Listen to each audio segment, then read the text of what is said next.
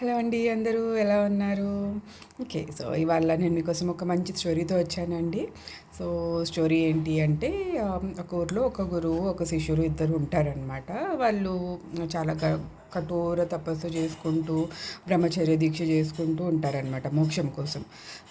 So, రోజు వాళ్ళు భిక్షాటన చేసుకొని వచ్చి పూజ చేసుకొని అట్లా డైలీ వాళ్ళ లైఫ్ నార్మల్గా నడుస్తూ ఉంటుందన్నమాట. సో ఒకరోజు ఏమవుతుందంటే వాళ్ళ ఊరికి ఒక ఆయన వచ్చేసి ఇట్లా పక్క ఊర్లో ఒక టెంపుల్ వెలిసింది, ఒక స్వయంభూ దేవుడు వెలిసాడు, చాలా పవర్ఫుల్ దేవుడు, దర్శనం చేసుకుంటే చాలా మంచి అవుతుంది అని చెప్తూ ఉంటారనమాట. సో అది విన్న శిష్యుడు గురుగారి దగ్గరికి వెళ్ళి ఇట్లా ఇట్లా ఇట్లా అయిందంట గురుగారు, మనం కూడా వెళ్ళి దర్శనం చేసుకుందామా అని అడుగుతాడనమాట.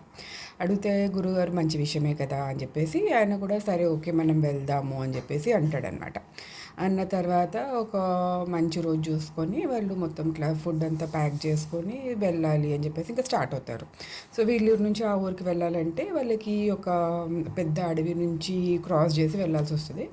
సో వాళ్ళు ఇంకా అన్నీ ప్రాపర్గా ప్రిపేర్ చేసుకొని నడుచుకుంటూ వెళ్తూ ఉంటారనమాట. సో వెళ్ళే దారిలో వాళ్ళకి చాలా కొత్త కొత్త ఫ్లవర్స్, కొత్త కొత్త పళ్ళు, తర్వాత బర్డ్స్, కలర్ఫుల్ బర్డ్స్, బటర్ఫ్లైస్ అవన్నీ కనిపిస్తూ ఉంటాయి. అండ్ దే ఎంజాయ్ అవన్నీ చూసుకుంటూ చాలా ఆనందపడుతూ చాలా ఆస్వాదిస్తూ వెళ్తూ ఉంటారనమాట. సో అట్లా వెళ్తూ వెళ్తూ వెళ్తూ దారిలో ఒక చిన్న స్ట్రీమ్ కనిపిస్తుంది. ఆ స్ట్రీమ్కి ఇటు సైడ్ ఒక అమ్మాయి నిల్చొని చాలా బాధపడుతూ ఉంటుంది అనమాట.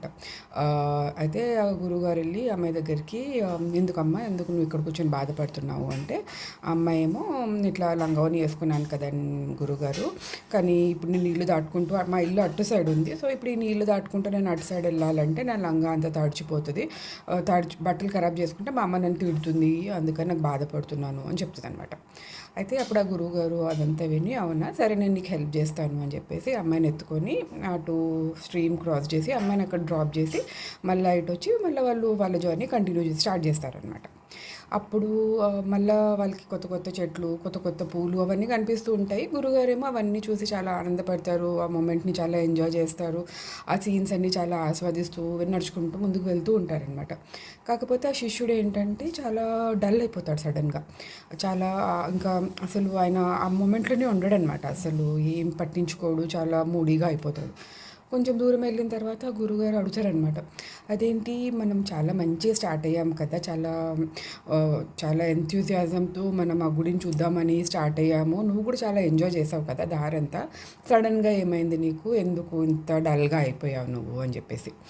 అప్పుడు ఆ శిష్యుడు అంటాడు, గురుగారు ఇట్లా మనం బ్రహ్మచర్య దీక్ష చేస్తున్నాం కదా, అమ్మాయిని ముట్టుకోకూడదు కదా, మరి మీరెందుకు అమ్మాయిని ముట్టుకున్నారు అని అంటాడనమాట. అంటే దానికి ఆ గురుగారు నవ్వి, నేను అమ్మాయిని ఎత్తుకున్నాను అమ్మాయికి హెల్ప్ చేయడానికి, అమ్మాయి నేను అక్కడే దింపేసి వచ్చేసాను, నేను అమ్మాయిని నాతో పాటు తీసుకురాలేదు, కానీ నువ్వెందుకు ఆ అమ్మాయిని ఇక్కడి దాకా క్యారీ చేసుకుంటూ వస్తున్నావు అని. కరెక్టే కదండి, ఇప్పుడు మనకి పాస్ట్లో ఏదో ఉండొచ్చు, మంచిదో పిచ్చిదో ఏదో జరిగింది. అప్పుడు మనం ఆ పిచ్చిదే జరిగిందో మంచిది జరిగిందో ఆ పాస్ట్ బ్యాగేజ్ మనము మనతో పాటు క్యారీ చేసుకుంటూ వస్తే మనము మన ఎఫర్ట్ అంతా పాస్ట్ బ్యాగేజ్ క్యారీ చేయడానికే చేస్తున్నాం, కానీ మనము ప్రజెంట్ మూమెంట్లో మనం ఉండట్లేదు కదండి.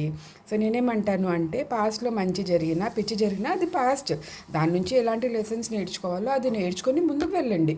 పాస్ట్ బ్యాగేజ్ని క్యారీ చేయబాకండి. ఆ పాస్ట్ బ్యాగేజ్ని క్యారీ చేసే ఎనర్జీ ఎఫర్ట్ అంతా మీరు ప్రజెంట్లో పెట్టండి, ప్రజెంట్ మూమెంట్ని ఎంజాయ్ చేయడానికి పెట్టండి.